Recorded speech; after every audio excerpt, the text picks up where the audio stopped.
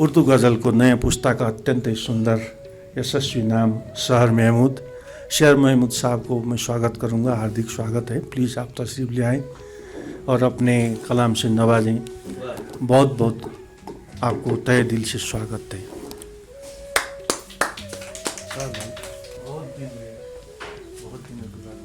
मिर्ज़ा गालिब पर बहुत सारी बातें हुई हैं। मैं नहीं चाहता था कि कुछ कहूँ, लेकिन दिल है कि मानता नहीं कुछ ना कुछ कहना पड़ेगा। असल में अभी जितनी सारी बातें आनी चाहिए थी तकरीबन सब आ चुकी हैं। आपने कहीं, मोहतरम ने कहीं, साकिब भाई ने। उसमें जो दो बात मैं कहना चाह रहा हूँ उसी के अंदर वो एक तो ये कि गालिब ने, जो इम्तियाज़ भाई ने कहा कि बहुत सिलेक्टेड शायरी की है, बहुत मुंतखब शायरी है। और दूसरी बात ये है कि उस जो सिलेक्टेड शायरी है उसमें उन्होंने ज़िंदगी के हर शोबे पर शायरी की है। कोई ऐसा शोबा खाली उन्होंने नहीं छोड़ा कि मतलब उस पर उन्होंने शेर ना कहा हो। आप ज़िंदगी के किसी भी रंजो गम हो, खुशी गम, या कोई भी मौका हो, कोई भी मुनासबत हो, अगर आप देखें तो गालिब का शेर आपको मिलेगा, ज़रूर मिलेगा। हालांकि बहुत ज़्यादा कलाम नहीं है उनका, बहुत मुख्तसर है, लेकिन उतने में उन्होंने पूरे समंदर को एक कूज़े में बंद कर दिया है।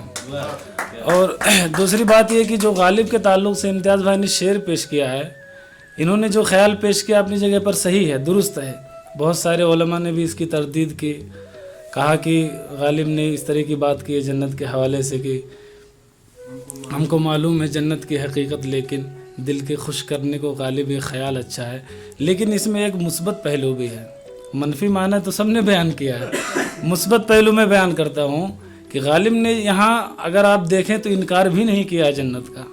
उन्होंने कहा जन्नत की हकीकत मालूम है मुझे, ठीक है वो बात अपनी जगह पर, लेकिन ये दुनिया में जो मुसीबतें झेलनी पड़ रही हैं, जो परेशानियाँ, जो दुख उठाने पड़ रहे हैं, वो उससे कम तो नहीं हो जाती ना।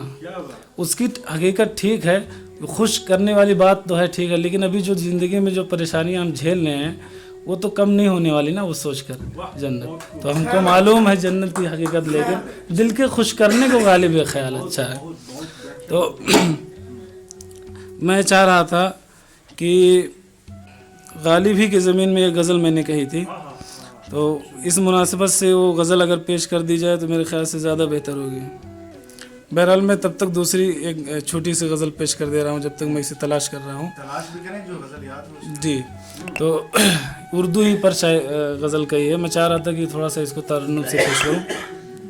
उर्दू के हवाले से मुझे बुलाया गया है यहाँ, तो उर्दू पर वो मैं चंद अशार कर देता हूँ।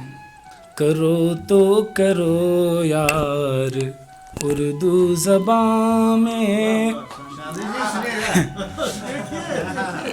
करो तो करो यार उर्दू ज़बान में, मोहब्बत का इज़हार उर्दू ज़बान में। करो तो करो यार उर्दू ज़बान में, मोहब्बत का इज़हार उर्दू ज़बान में।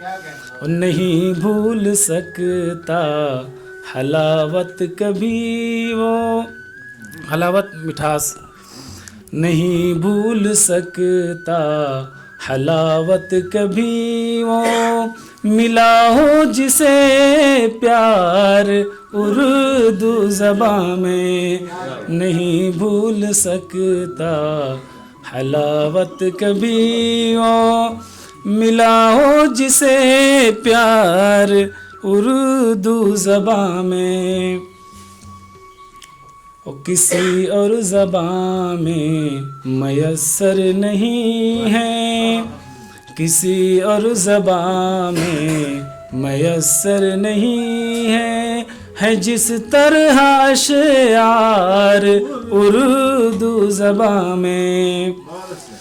अब नज़र डालिए तो ख़ज़ाने मिलेंगे, नज़र डालिए तो ख़ज़ाने मिलेंगे, करोड़ों हैं शहकार उर्दू ज़बान में।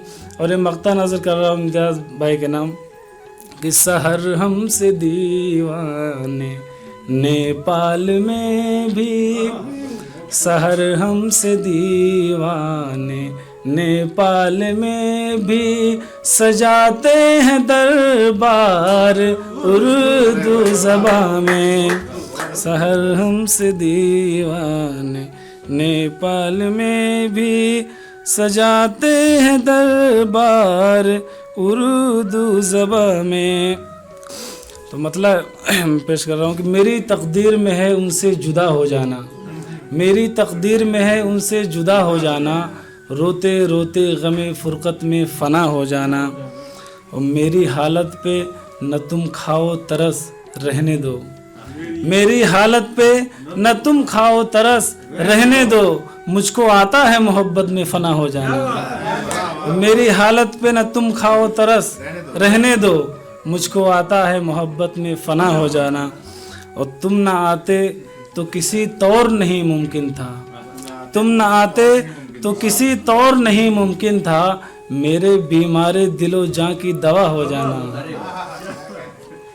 और हाल ये है कि जो बंदे के नहीं लायक हैं, हाल ये है कि जो बंदे के नहीं लायक हैं, चाहते हैं वो ज़माने का खुदा हो जाना। हाल ये है कि जो बंदे के नहीं लायक हैं, चाहते हैं वो ज़माने का खुदा हो जाना।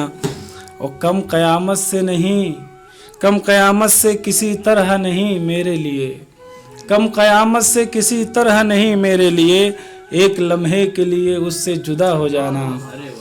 और मेरी फितरत में ही शामिल है वफ़ा मेरे दोस्त, मेरी फितरत में ही शामिल है वफ़ा मेरे दोस्त, इत्तिफ़ाक़ात नहीं मुझसे वफ़ा हो जाना। मेरी फितरत में ही शामिल है वफ़ा मेरे दोस्त, इत्तिफ़ाक़ात नहीं मुझसे वफ़ा हो जाना।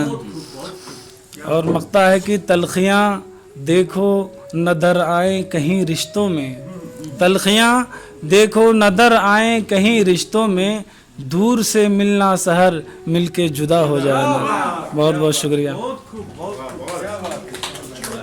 हाल ये है कि जो बंदे के नहीं लायक हैं, चाहते हैं कि वो खुदा हो जा, ज़माने पे खुदा हो जाना। यो पहले वाला मेरी हालत पे न तुम खाओ तरस रहने दो, मुझको आता है मोहब्बत में फ़ना हो जाना, मेरी तकदीर में है उनसे जुदा हो जाना।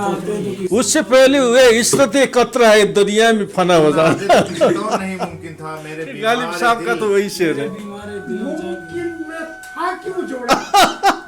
मुमकिन मुमकिन है। मुमकिन ही सब कुछ कह देता है ना। नहीं तुम ना आते तो किसी तौर नहीं मुमकिन था, हाँ सही, नहीं था, मुमकिन नहीं था ये मतलब किसी कहने का। तौर नहीं मुमकिन नहीं। अरे बाप रे, ये बहुत क्या बात, बहुत खूब चाचा जी, क्या कहने, वाह। तभी मैं चाचा जी कह के बुलाते हैं। बहुत बहुत हृदयदेखि नै यति राम्रो शायरीको लागि सर भाई, जो नए ज़माने के शायर हैं और बहुत अच्छे शायर हैं, बहुत पुराने ज़माने की बहुत चीज़ अपने अंदर रखते हैं। गालिब साहब को रखते हैं, मीर साहब को रखते हैं, बहुत ही बेहतरीन, बहुत प्रतिभाशाली कलाकार हैं। तो उनको हृदय से हम स्वागत करते हैं, अभिनंदन। किसके मुतालिक हो रही है बात? ये सर साहब की, शायर बात, शायर साहब इसी लायक है। सर साहबको हृदयले म अभिनन्दन गर्दै अब फेरि एउटा नेपाली गजलका अत्यन्तै यशस्वी र चर्चित व्यक्तित्व पनि हुनुहुन्छ। उहाँले राम्रो राम्रो रचनाहरू गर्दै हुनुहुन्छ। प्रोफेसर डाक्टर जीवन अधिकारी, जीवन अधिकारीलाई म अगाडि बोलाउँदैछु। प्लिज कम। नानी यहाँ बस्नु, साँच्ची हो, सुनाउनुहोस् एउटा के सुनौ प्लिज। आज गालिब साहबको जन्म जयन्ती हो। हजुर नमस्कार सबैलाई। म वास्तवमा अघि नै भने श्रोता मात्रै हुन आएको, किनभने आज गजल छैन मसँग। अस्ति फुलेको जवानी सुनाएँ, नज्म छ, फुलेको जवानी नै छ, अर्को छन्दमा सुनाइदिउँ। फुलेको जवानी त अब नसुनाऊ, धेरै नसुनाऊ। अब फुलेको जवानी त मेरै छ। त्यसैले खालि गालिबजीका प्रति हार्दिक शब्द श्रद्धा सुमन अर्पण गर्छु र बिदा माग्छु। म श्रोता मात्रै बस्छु। क्या